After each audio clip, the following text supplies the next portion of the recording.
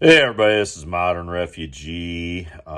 My grandfather was a working man. He was a farmer, and he would be out in all types of weather working. In fact, he was the last farmer around here to actually own and maintain a team of horses all the way up into the 1950s.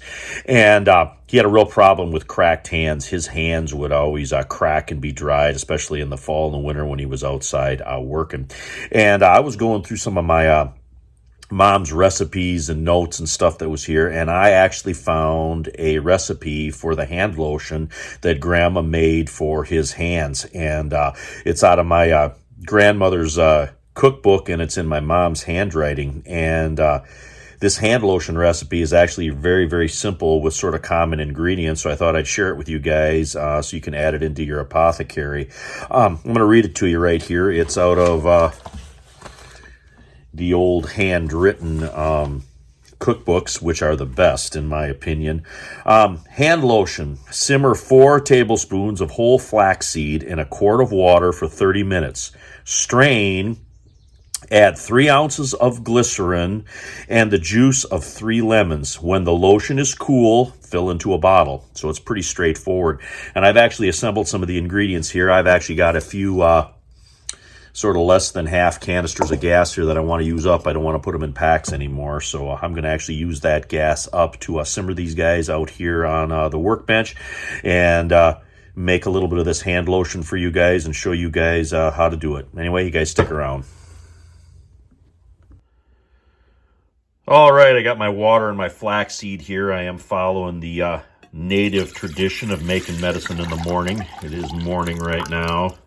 There's my quart of water, and now we're going to add our 4 tablespoons of flaxseed. 1, 2, 3, 4. All right, now we're going to get this on the burner here and get it simmering.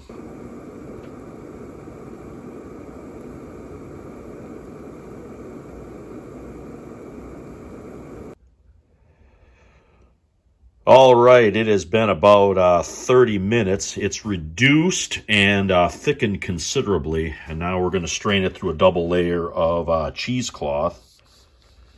We're going to let it set here for a little bit. Whoa, very steamy. Going to let it set here for a little bit to strain through. All right, we are twisting the bag as it's cooling and just sort of pressing it here with our little stir stick.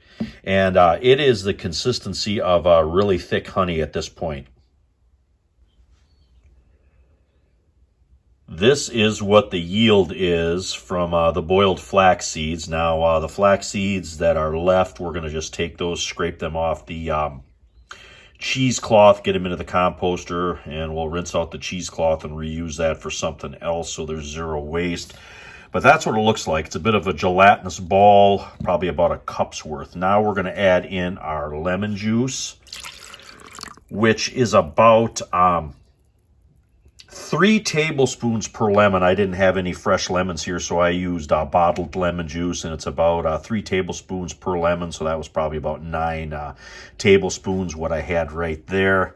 And then it calls for 3 ounces of glycerin. I got a 6-ounce bottle here. We're going to put about half of this in.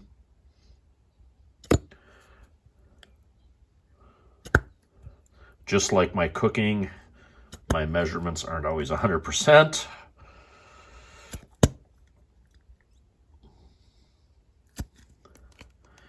That looks like about half the bottle. Now we're going to take our whisk and we're going to whisk this up and get this combined.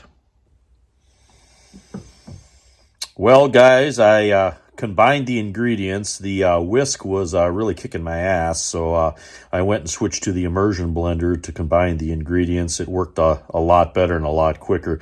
I could have stood there for half an hour beating it with a whisk, and this is what the final product looks like. It's got sort of a milkshake consistency. It's white.